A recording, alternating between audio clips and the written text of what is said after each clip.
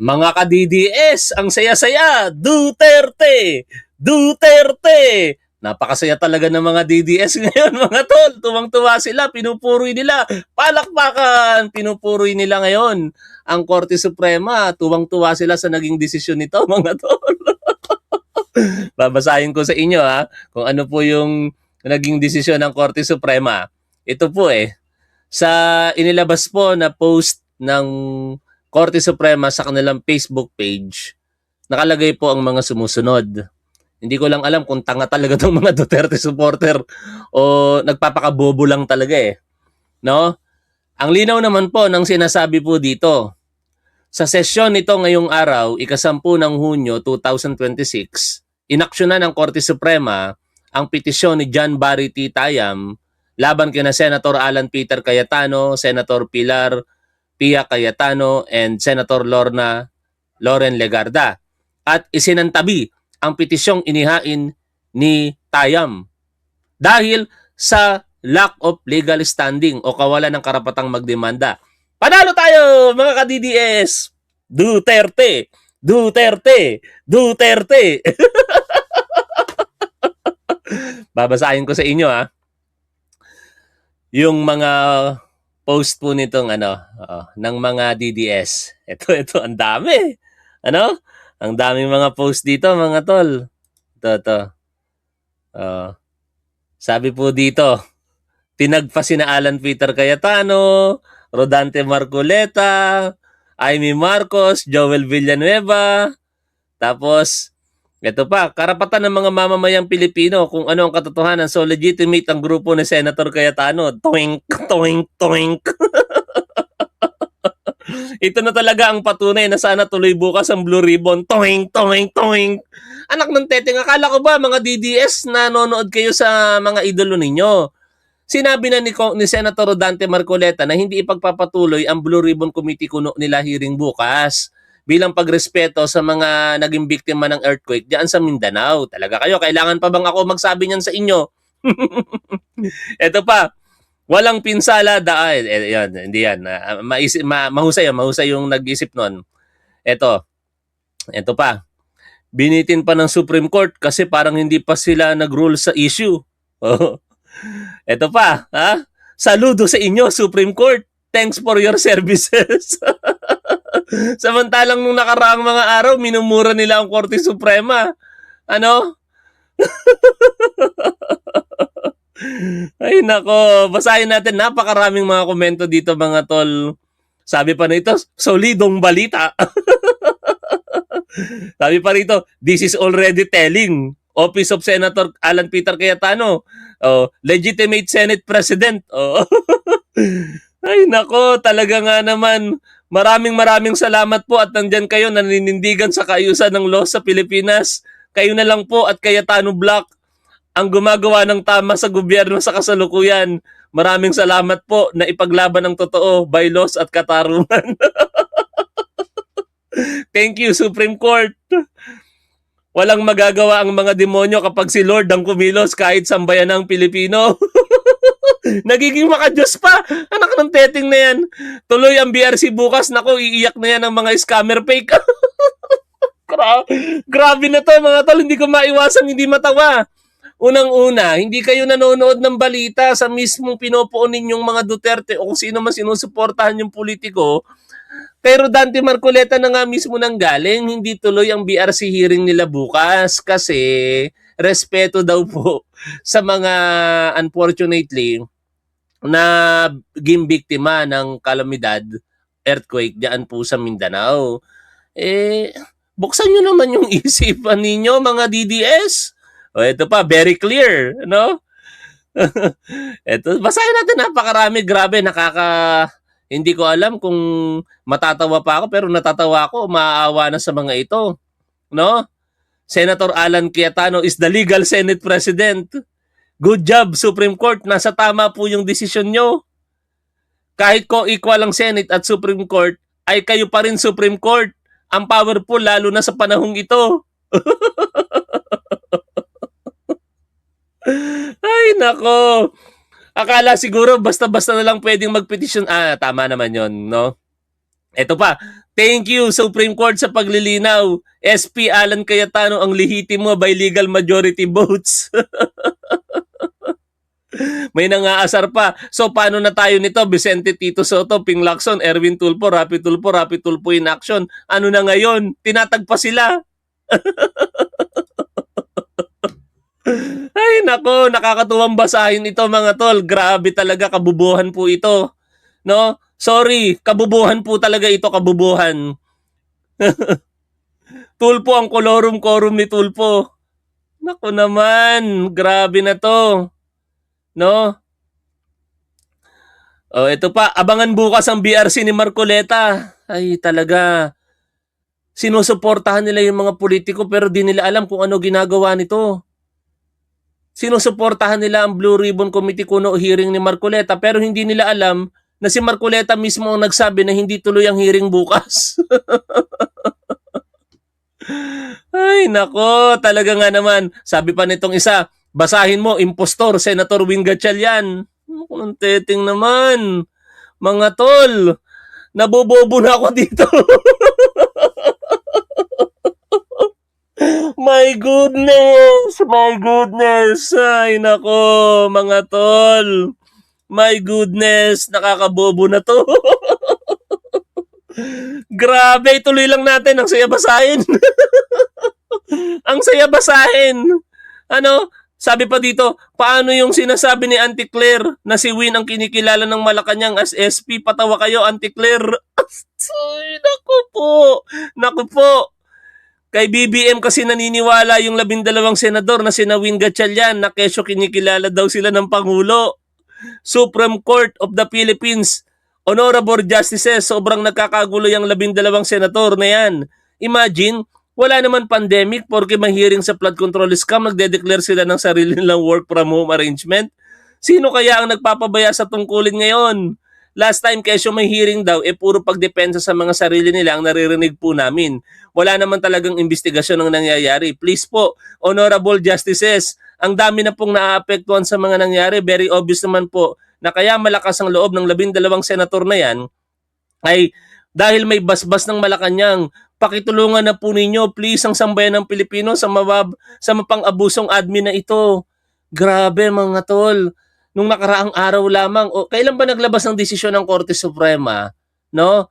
Na binabasura yung petisyon ni Ronald De La Rosa a week ago, 2 weeks ago, no? Grabe kung ano ang mga comment nila, napakasama ng mga comment nila sa Korte Suprema noong mga nakaraang araw na yon. Kung ano-ano yung mga pinagsasasabi nila, mga nabayaran na raw po ng maleta ang Korte Suprema, pinagmumura nila yung mga justices na hindi kumampi. Ngayon, puring-puri nila yung Korte Suprema. Puring-puri nila yung Korte Suprema. Anak ng teting na yan. Oh, meron pang Dear Senator Alan Peter Cayetano. Ha? Anak ng teting. Oh, ito pa, mga nanggugulo at hindi marunong rumispeto ng konstitusyon at Senate rule ang dapat mag-file. Hindi, tama yon. Iyan ang Red Ribbon Committee, sabi naman ng isa.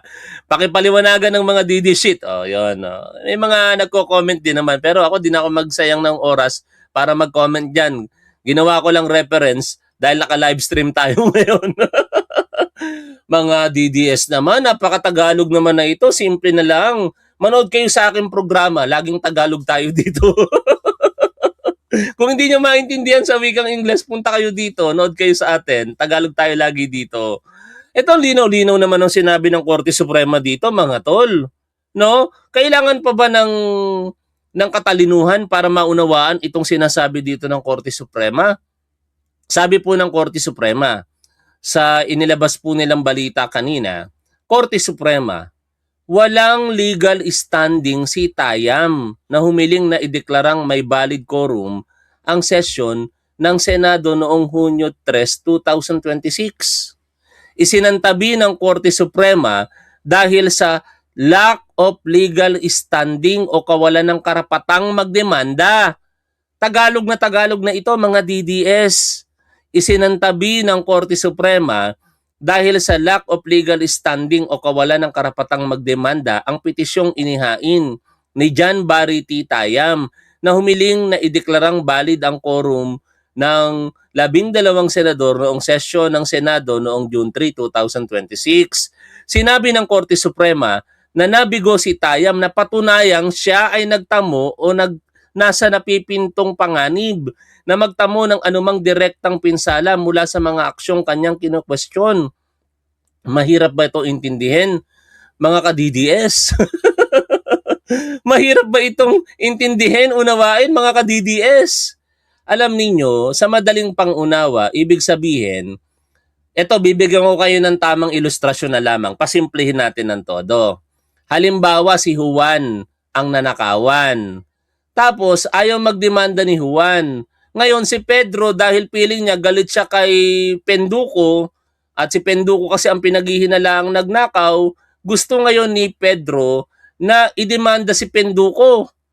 Oh, hindi pwede yun kasi unang-una, hindi naman siya yung nawalan ng property. Parang dito lang, hindi nasaktan, hindi apektado sa madaling paliwanag at pangunawa si John Barry T. Tayam. Ito po yung sinasabing dapat meron kang locus standi or legal standing. Ano? My goodness naman, napakasimple na lamang nito. Bakit ito yung nabasa nila? Kasi English. No? Mga DDS, ipagpauman ninyo, baka ito yung nabasa ninyo, yung press briefer, hindi yung Tagalog na sinasabi ng Korte Suprema. Kasi ito, English to eh. No? The Supreme Court dismissed the petition filed by John Barry T. Tayam for lack of legal standing. The Supreme Court ruled that Tayam failed to show that he suffered or was at imminent risk of suffering any direct injury from the actions he challenged. Pero malabong ito yung nabasa nila, mga tol, kasi dito sila nagko-comment eh. Di ba? Nagko-comment sila sa Tagalog. Isinantabi ng Korte Suprema dahil sa lack of legal standing o kawalan ng karapatang magdemanda, ang petisyon inihain ni John Barry T. Tayam na humiling na ideklarang valid ang quorum ng 12 senador noong sesyon ng Senado noong Hunyo 3, 2026. Sinabi ng Korte Suprema na nabigo si Tayam na patunayang siya ay nagtamo o nasa napipintong panganib na magtamo ng anumang direktang pinsala mula sa mga aksyong kanyang kinwestiyon. Tagalog to eh. Dito sila nagko-comment eh, oh, mga tol. No? Ay, anong nangyayari sa Earth? Ay nako, talaga nga naman, oh. Mga ka-DDS naman. No, maliwanag kasi na sablay yung petisyon itong si Tayam, no? 24 pages pa man din yun, no? Oh, 24 na pahina yung kanyang petisyon. Ang problema kasi dito, dapat in-establish muna nitong si Tayam na meron siyang legal standing. Parang dapat ipaliwanag mo sa Korte Suprema na apektado ka. Siguro kung ang dinahilan pa rito nitong si Tayam bilang taxpayer, katulad nung katwiran nitong sina ano, di ba? Sino to? Yung abogado ni De La Rosa, si Torion, di ba? Nung nag-file sila ng petition sa Korte Suprema kaugnay ng impeachment complaint nitong si Sara Duterte, wala naman silang legal standing doon. Pero ang naging punto nila, taxpayer sila. Baka hindi yun in-establish dito nitong si Tayam. Kasi hindi ko na po ito binasa. No? Ang haba-haba, 24 pahina. Dapat naipaliwanag ni Mr. Tayam na bilang isang taxpayer, direkta siyang apektado dahil nagbabayad siya ng buwis. Pag partikular, yung araw-araw na paggastos ng Senado sa operasyon nito na nagkakahalaga ng 25 million pesos. No, kung 'yun ang magiging dahilan niya, tingin ko baka magkaroon pa siya ng legal standing bilang taxpayer eh. Biruin mo, ang i-argue mo doon nagbabayad tayo ng buwis tapos yung mga senador na ine-expect natin magtrabaho, hindi nagtatrabaho. Daily, sila ay gumagastos ng 25 million pesos at bilang nagbabayad ng buwis, direkta tayong naapektuhan kasi tayo nga ay taxpayer. Oh. Wala, hindi yata inargue ng ganon ni Mr. Tayam, basta niya nalang binanatan. Naka-chat GPT kaya si Mr. Tayam dito. Ang dali kasi magpagawa ngayon ng petition, mga tol eh. No? Eto, gagamitin mo lang tong chat GPT, tapos magpapaturo ka lang kay chat GPT, bibigyan mo siya ng tamang prompt, tuturuan ka niya talaga. sa mga proper form, lahat ng mga legal form, legal documents, maituturo ni ChatGPT. Basta tama lang yung input mo para maging tama din yung output niya. No?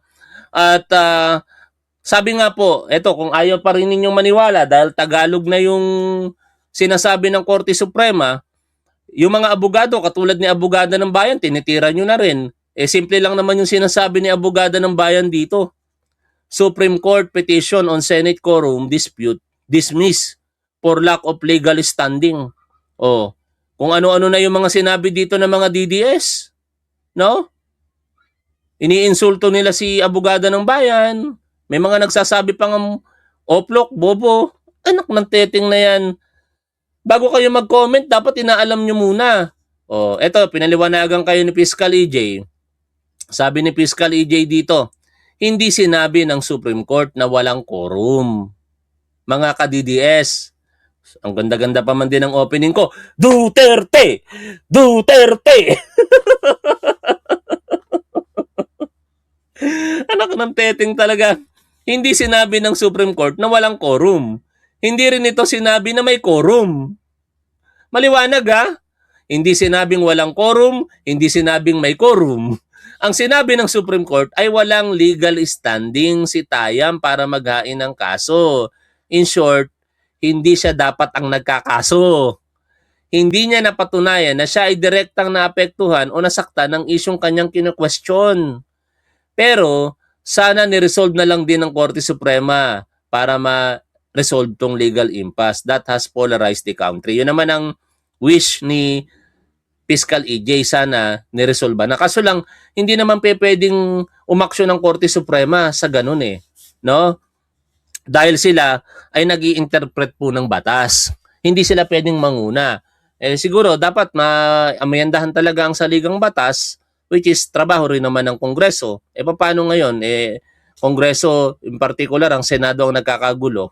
Ito, maganda rin yung paliwanag dito ni Atty. Jesus Palsis. Sabi niya, mga ka-DDS,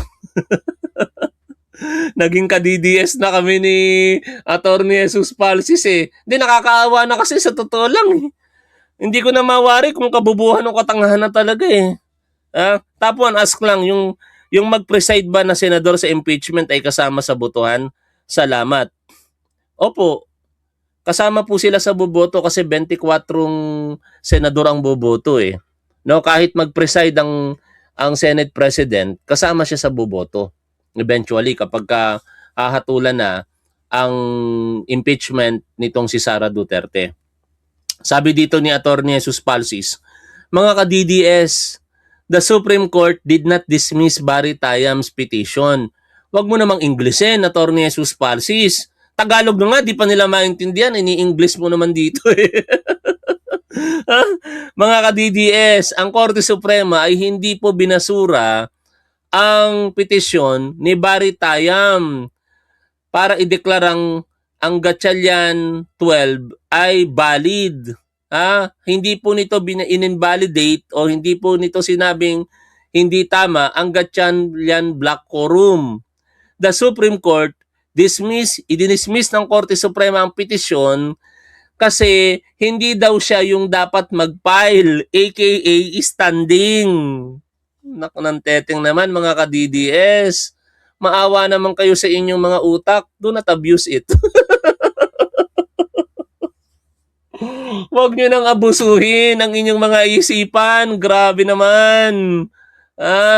Grabe na talaga yan. Tagalog na to. Ulitin ko nga mga tol.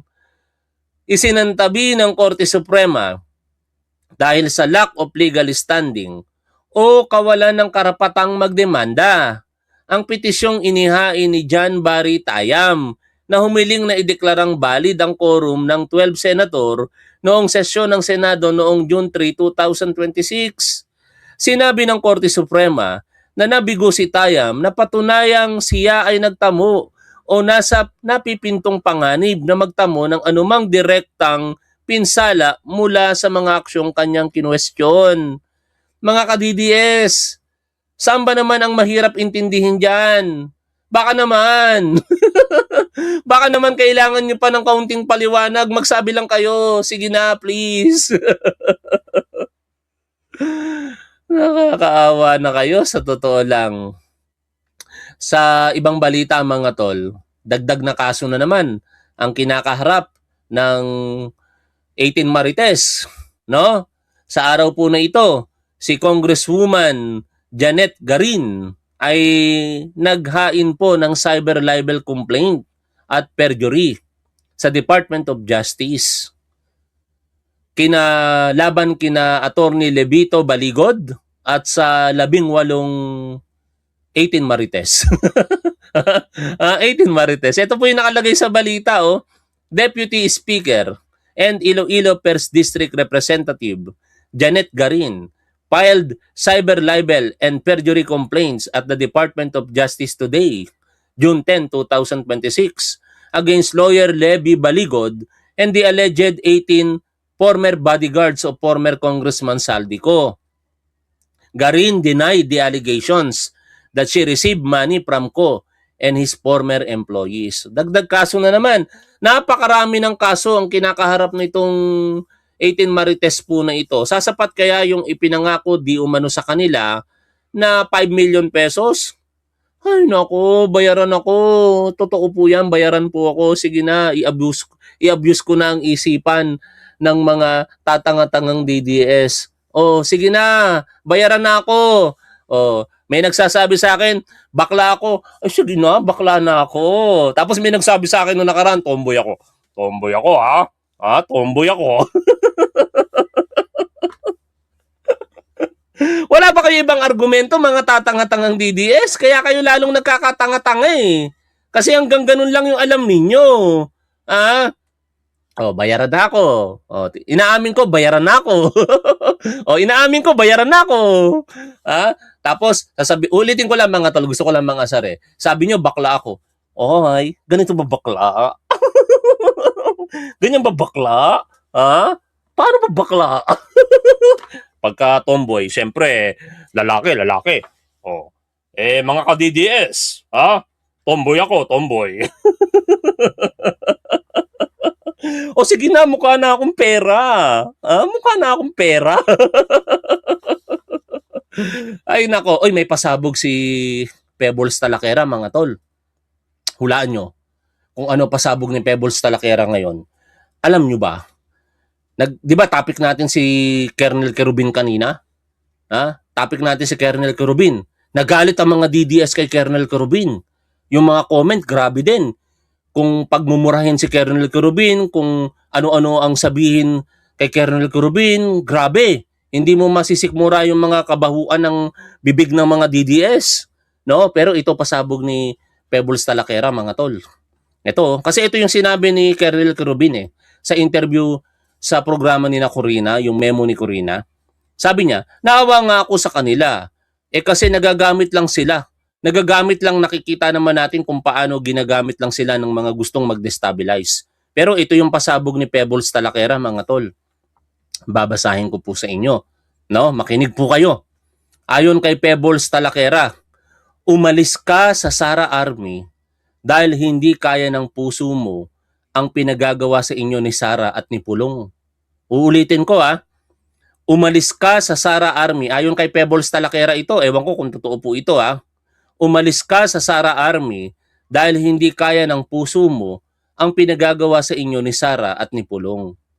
Yung nilabas ko na video recording about black voting ng INC, Sir Kerubin, ikaw yung isa sa boses na kasama sa kwentuhan na yun. Ako, aaminin kaya ito ni Colonel Kerubin? Seryoso po itong akusasyon ni Pebbles Talakera. Sabi niya, yung nilabas ko na video recording about black voting ng INC, Sir Kerubin, ikaw yung isa sa boses na kasama sa kwentuhan na yun. Alam mo ang tungkol sa black voting at plano ni Sara at Pulong sa gobyerno. Protect Sir Kerubin for the truth. Sabihin mo na lahat. Oh, totoo kaya itong sinasabi dito ni Pebbles Talakera, mga tol? Ano kaya naman ang masasabi dito ng INC? No? Magbibigay kaya sila ng panig nila sa akusasyon na ito ni Pebbles Talakera? Sa kabilang dako, ito kaya ay patotohanan ni Colonel Querubin? At ang Philippine Army naman, mga tol, naglabas na rin po ng pahayag. Patagalog natin kasi baka hindi maintindihan ng ng DDS. Translate in Tagalog. Patagalog natin para mas maunawaan nating lahat, no? Kasi talaga namang ang lengguwaheng ginagamit natin ay Tagalog at marami sa atin ang nais talagang mag-usap sa wikang Tagalog. At ito po, no, kaugnay sa naging statement ni Senator Ping Lacson, pahayag sa media tungkol sa mga ulat ng umano'y lumalalang kawalang kasiyahan sa hanay ng hukbo. Batid ng Philippine Army ang kamakailang pahayag ni Senador Panfilo Lacson hinggil sa umano'y lumalalang kawalang kasiyahan sa loob ng hanay ng organisasyon. Tinitiyak namin sa sambayanang Pilipino na ang pamunuan ng Philippine Army ay nananatiling lubos na nakatuon sa pangangalaga at kapakanan ng aming mga sundalo. Hindi magugustuhan ito ng mga DDS. Kasi ang gusto nila magalit ang sundalo sa gobyerno eh. Inalagaan ang aming mga tropa at may mga mekanismo nang nakalagay upang tugunan ang kanilang mga pangangailangan, mga alalahanin at pangkalahatang kapakanan. Ang moral at kapakanan ng aming mga sundalo ay nananatiling pangunahing konsiderasyon. Sa pamamagitan ng maagap na pamumuno, tuloy-tuloy na pakikipag-ugnayan at suporta ng institusyon, sinisiguro naming ang mga kawal ay nananatiling may motibasyon, profesional at nakatuon sa kanilang misyon. Bilang isang disiplinado at profesional na organisasyon, matatag ang Philippine Army sa panunumpa nitong maglingkod. Kami ay isang hindi kumakampi sa anumang partidong politikal. Philippine Army, magagalit sa inyo ang DDS nito kasi gusto nilang kampihan niyo sila. Na organisasyon at hindi makikialam sa anumang gawaing pampolitika. Saludo kami sa inyo, Philippine Army. Saludo! Yan ang pinapasalamat natin sa kanila, mga tol. No? Manatili kayong matapat sa saligang batas at huwag makialam sa politika. Ang aming pangako sa mga demokratikong prinsipyo at sa pamamayani ng batas ay nananatiling matatag at hindi natitinag. Ang Philippine Army ay nananatiling nagkakaisa, nakatuon sa misyon at sa dedikadong maglingkod sa sambayanang Pilipino at tiyakin ang seguridad ng bansa. Mula po sa Commanding General ng Philippine Army, si Lieutenant General Antonio G. Naparet. Magagalit ang mga DDS nito sa Philippine Army pag nagkataon. Pero balik tayo doon sa pasabog ni Pebbles Talakera, mga tol. Kasi seryoso po ito eh. No? Alam kaya ni Colonel Querubin ang plano ni Sara at ni Pulong Duterte? Dahil yun ang lumalabas sa pahayag dito ni Pebbles Talakera eh. Sabi niya, uulitin ko lamang babasahin ko po.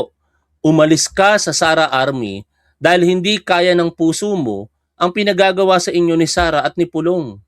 Yung linabas ko na video recording about black voting ng INC, Sir Querubin, ikaw yung isa sa boses na kasama sa kwentuhan na yun. Alam mo ang tungkol sa black voting at plano ni Sara at Pulong sa gobyerno. Protect Sir Querubin for the truth. Balikan nga natin yung interview sa kanya kanina, mga tol, ng Billionario News Channel. Ito. Di ba? Balikan natin ito. Memo, mainit ang usaping politika at seguridad sa bansa matapos lubutang ang mga alegasyon ng destabilization plots at mga ulat tungkol sa umano'y banta sa seguridad ng Senado, maging ang kontrobersyang kinasasamputan ng tinatawag na Maleta Boys.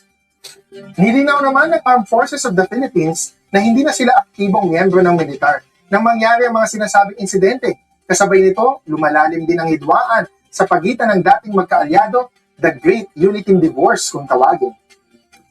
Para himayin ang mga isyong ito mula sa pananaw ng seguridad at pambansang katatagan, makakasama natin si retired Colonel Ariel Querubin. Good morning, Colonel.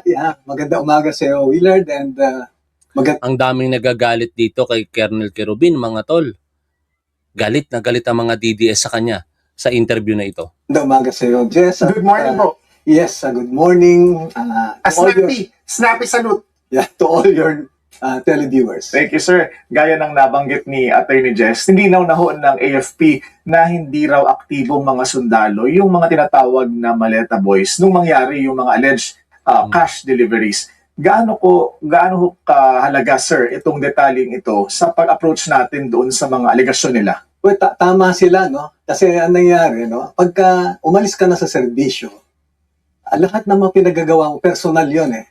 At walang alam yung armed forces at saka yung Marines na binabanggit nila palagi dito sa corruption scandal na nangyayari. Oh. Nangyari yan nasa labas na sila ng armed forces. O kaya nagagalit ang DDS sa inyo ngayon, Colonel Kerubin, kasi kakampi nila kayo eh. Tapos ganyan ang sinasabi nyo sa 18 sa 18 Marites. Tingnan nyo mga tol, oh. Ito yung mga sinasabi nila rito. Parehas lang kayo ni Gordon na nahimik noong marinig na bigayan ng maleta, mabuhay biglang bumangon. Anong nangyari dito? Natalo ka lang. This is the result when a soldier becomes politician. Kaya dito nanalo. Buti hindi ito nanalo, bulag din sa pangyayari. Oh. Mukhang nabayaran na ito. Wala na ang prinsipyo. Maleta yan, pro-tibs.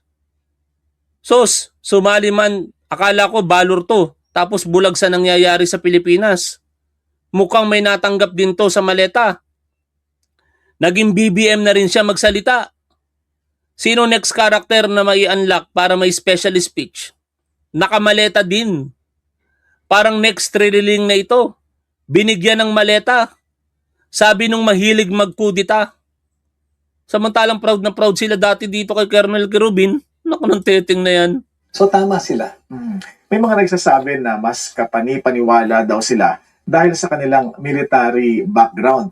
And may mga nagsasabi naman na walang kinalaman ang AFP sa kanila. Paano nyo ho ito tinitingnan, sir?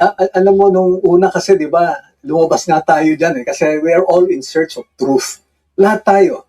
Di ba, nung lumabas yung Orly Gutesa, naglabas ako talaga ng saloobin kasi I was really hoping na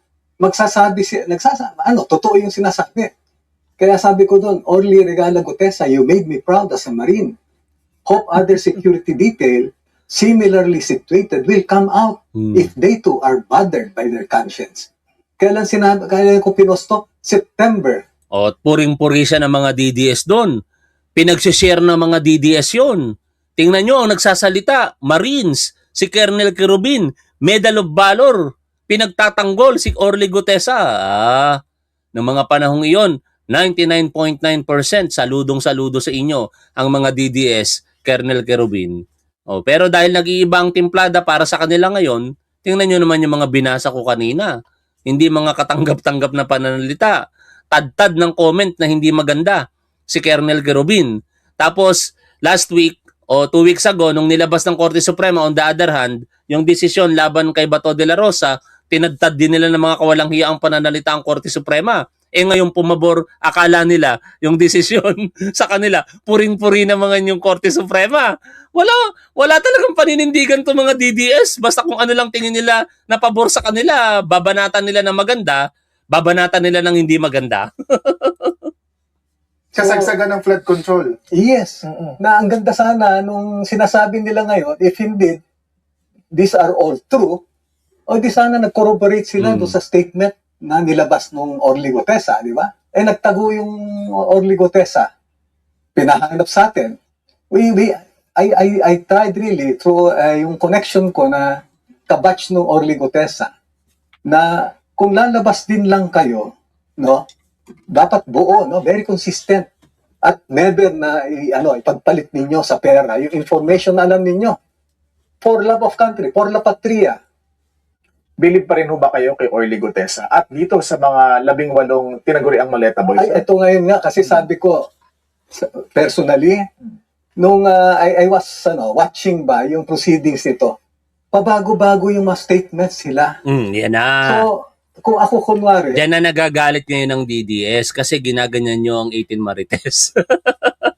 Sinasabihan nyo silang pabago-bago ang statement. Nagagalit tuloy yung mga DDS sa inyo, Colonel Kerubin. na in search of truth, in palagay ko, lahat ng taong bayan ngayon, nagiging skeptic eh. I mean, nagda-doubt sila, totoo ba yung sinasabi?